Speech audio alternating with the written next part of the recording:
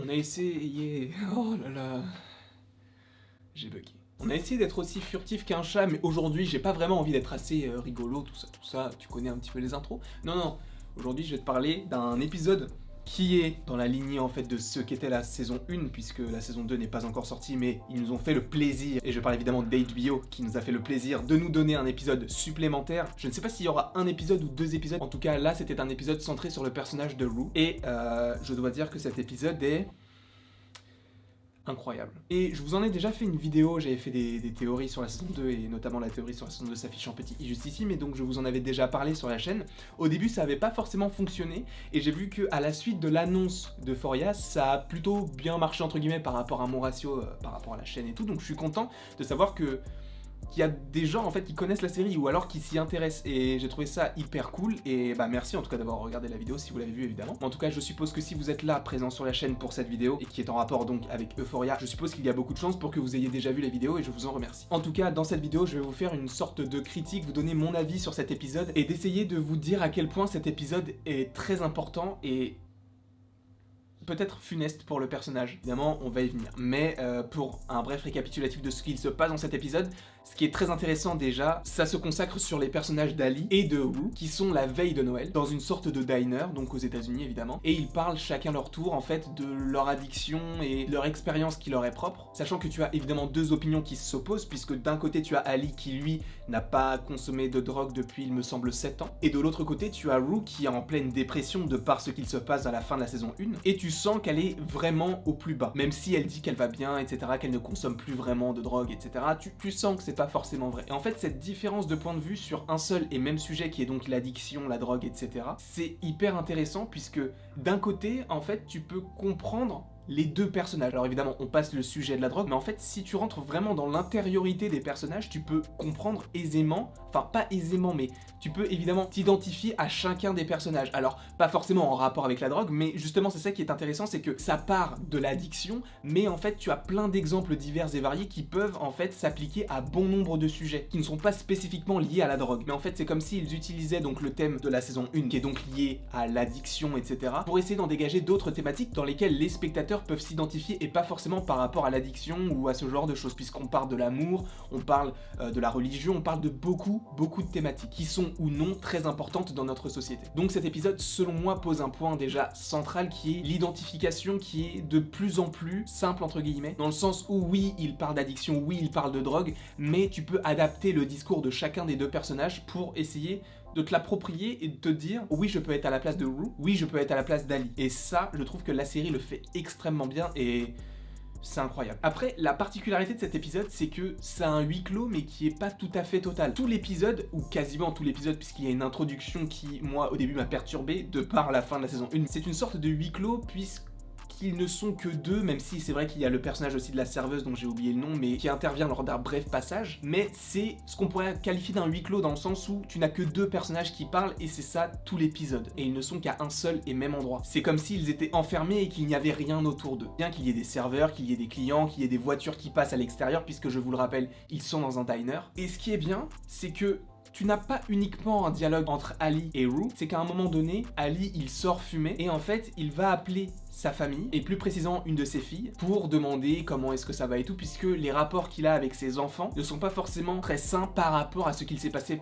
par le passé, par rapport justement à son addiction. Et justement, ça c'est très intéressant et je viens juste d'y penser puisque ça te marque une cassure en fait dans le dialogue qui était perpétuel et qui était assez long. Juste précision, je n'ai pas senti l'ombre d'un ennui en moi quand j'ai vu l'épisode. Donc c'est vrai que j'étais pris dans l'épisode à tous les moments, et le fait qu'ils aient cassé le moment où ils dialoguent, au début ça m'a perturbé parce que je me suis dit est-ce que ça va changer, puisque tout l'épisode était comme ça, et en général quand tu as un épisode qui reste vraiment centré sur 2 personnages, tu ne vas pas chercher autre part d'autres personnages, et je trouve qu'ils ont cassé ce code entre guillemets et ça fonctionne tellement bien. Puisque oui, il casse le code, oui, il sort lui-même du diner, oui, il appelle quelqu'un d'autre donc il ne parle pas à Zendaya, mais tu as toujours en fait cette idée du lien qu'il y a avec le dialogue qu'il avait avec Rue. Et je trouve que c'est extrêmement bien construit. Et ce qui est intéressant, c'est que tout ce qui se trouve autour d'eux se tourne autour de leur conversation, sans pour autant que les personnages ou les éléments annexes à leur conversation n'interviennent justement dans celle-ci. Je pense par exemple à la serveuse qui, elle, est tout à fait annexe à la conversation qu'a Ali et Rue. Et pourtant, ce personnage qui est totalement annexe, totalement différent par rapport à la saison 1 et l'histoire qu'il se passe en rapport avec ce personnage, ou plutôt ces personnages, eh bien, il te donne une vision des choses qui n'est pas totalement différente de ce que l'on a déjà vu, mais qui apporte un plus, en fait, et qui apporte une certaine expérience de cette personne-là, qui te donne entre guillemets, un autre point de vue. Alors oui, elle se dirige plus vers le point de vue d'Ali, mais il y a certaines nuances. Et évidemment, ça c'est très intéressant puisque oui, tu as deux personnages qui donnent leur avis, mais tu as un troisième qui est plus nuancé, même s'il est vraiment d'un côté, mais tu sens que les nuances sont présentes et qu'elle n'est pas forcément à 100% du côté d'Ali. C'est vrai qu'il y a des points totalement similaires, mais tu sens que c'est possible que ce ne soit pas forcément le cas. Et cette façon d'utiliser ces personnages-là, j'ai trouvé que c'était extrêmement intéressant, que ce soit le personnage de la serveuse ou même la famille d'Ali qu'il a au téléphone. Et en fait, juste pour revenir sur ce passage du téléphone, je trouvais que c'était fort en fait, cette scène. Alors peut-être que ça ne représente rien pour vous, mais moi ça m'a fait mal au cœur. Je me suis mis à sa place en fait, et étonnamment assez rapidement, bien que je ne vive pas les mêmes choses que lui, j'ai réussi à m'identifier, ou plutôt la façon dont ça a été écrit, la façon dont ça a été tourné, tout ça m'a permis de me plonger au sein même de son histoire, sachant que c'était vraiment dans la saison 1 un personnage très annexe, et qui pourtant, dans la fin de la saison 1, c'est vrai qu'il avait un rôle un petit peu plus important, mais qui pourtant, dans cet épisode, est central. Et je pense que dans la saison 2, il peut avoir une importance d'autant plus capitale pour la suite avec Rue, puisque tu sens que Rue, de toute façon, elle fait comprendre à ce personnage-là qu'elle n'en a plus pour longtemps, dans le sens où tu sens qu'elle veut essayer de faire les choses bien pour mieux partir et ne pas avoir de regrets entre guillemets. Enfin, en tout cas, c'est comme ça que je l'ai compris. Et je pense que ce personnage d'Ali va être central dans le bien-être de Rue dans la saison 2. Donc j'ai vraiment hâte d'en avoir un petit peu plus sur la suite. Après, j'aimerais aussi revenir sur la bande originale.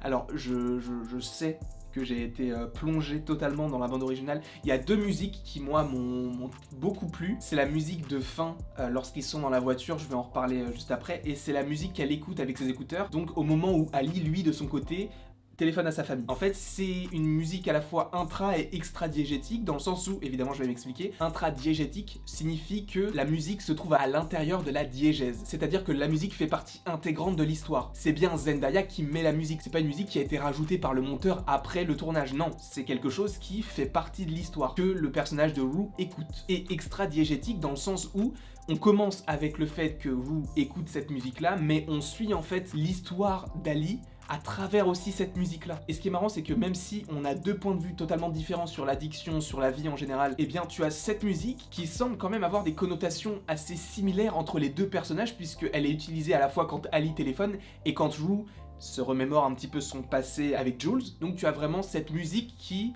est très puissante dans le sens où elle rassemble sans forcément que les deux personnages le sachent. Et je trouve que c'est très bien amené en fait. J'ai beaucoup apprécié la façon dont ça a été mis en œuvre. Alors oui, peut-être que pour certains d'entre vous qui ont vu l'épisode, vous trouvez que cet épisode est un peu plat, qu'il ne se passe pas forcément grand chose et qu'on n'en apprend pas forcément plus, mais ça nous en apprend énormément. Puisqu'on savait déjà que Rue était quand même pas super bien, elle était un petit peu suicidaire et tout, mais là, c'est flagrant en fait, et c'est criant, et en plus de ça, elle en parle à un autre personnage, chose qui n'était pas forcément évident dans la saison 1, et en plus de ça, alors peut-être que cela ne représente rien et je vais un petit peu trop loin dans ma critique et dans mon analyse, mais cet épisode-là se passe le 24 décembre. Et ce qui est intéressant, c'est que le personnage d'Ali, lui, il a une famille, il a un passé, ce qui fait qu'il ne voit plus vraiment ses enfants, etc. Donc oui, lui, c'est plus logique qu'il soit seul. Mais d'un autre côté, Rue, oui, elle a perdu son père, mais elle a toujours sa mère et sa petite sœur. Ce qui est vraiment intéressant, c'est que là, on a deux points de vue, encore une fois, qui s'opposent, mais par rapport à la date, puisque d'un côté, tu as le 24 décembre, avec donc le réveillon, la famille, etc., puisque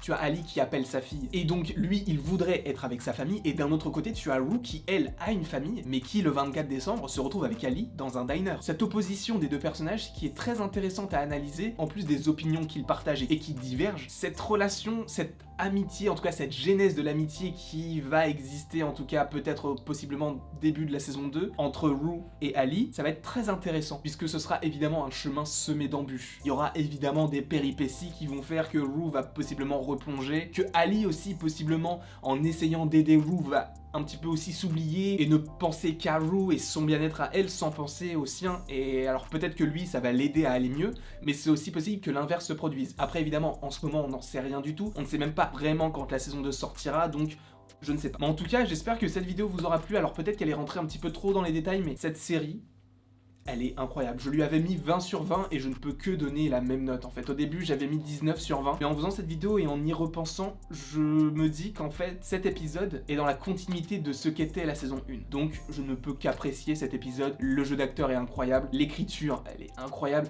Les effets, j'en ai pas parlé encore, mais peut-être que la vidéo va encore durer je ne sais pas combien de temps, mais les effets de caméra, les choix du réalisateur. La scène de fin, je voulais y revenir aussi. La scène de fin, elle est incroyable. Techniquement parlant, ça a pas l'air extrêmement compliqué à faire, mais ça représente tellement en fait, puisque ça commence avec la caméra qui semble être accrochée à la voiture mais qui semble lointaine, et tu as un zoom progressif, une sorte de travelling avant. Pour ceux qui ne connaîtraient pas forcément les termes, un travelling avant c'est quand on avance avec la caméra, donc c'est un mouvement de caméra. Donc tu avances avec un zoom ou un travelling donc, mais je pense plus que c'est un zoom. Mais ce qui est très intéressant, c'est que donc la scène, c'est un plan séquence, ça donne l'allure d'un plan séquence. Je ne sais pas réellement comment ils l'ont tourné, mais en tout cas, comme je le vois, c'est un plan séquence avec Ali qui conduit Rue, on ne sait pas où, mais je pense qu'il la ramène chez elle, il pleut. Au début, le plan, je l'ai trouvé un petit peu étrange puisque il était flou, puisqu'en fait tu les vois de l'extérieur de la voiture, sachant qu'ils sont à l'intérieur. Donc il pleut, donc évidemment la vitre est toute mouillée, etc. Et c'est très flou. Et plus tu avances, et plus tu vois juste le visage, en tout cas en gros plan de Rue, qui est de plus en plus net, sauf qu'à la fin, tu zoomes tellement que tu n'arrives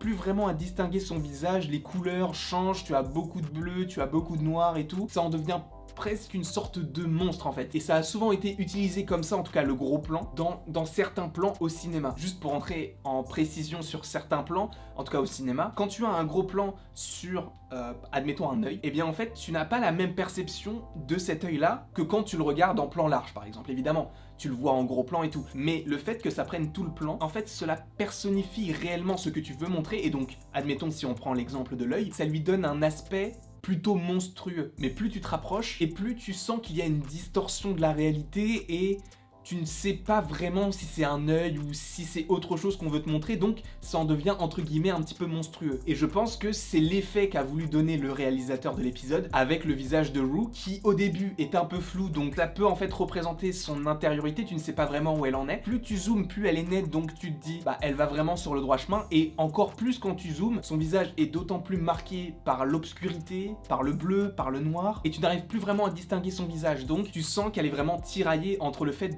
d'essayer d'aller mieux pour vivre sa vie comme elle l'entend, ou essayer d'aller mieux pour qu'autour d'elle tout aille mieux, pour qu'elle puisse entre guillemets mieux partir. En tout cas, c'est comme ça que je l'ai analysé. Évidemment, on peut l'analyser de bien d'autres façons, mais je l'ai analysé comme ça, donc j'espère en tout cas que je suis pas rentré trop dans les détails, mais j'avais vraiment envie de rentrer justement dans les détails de cet épisode-là.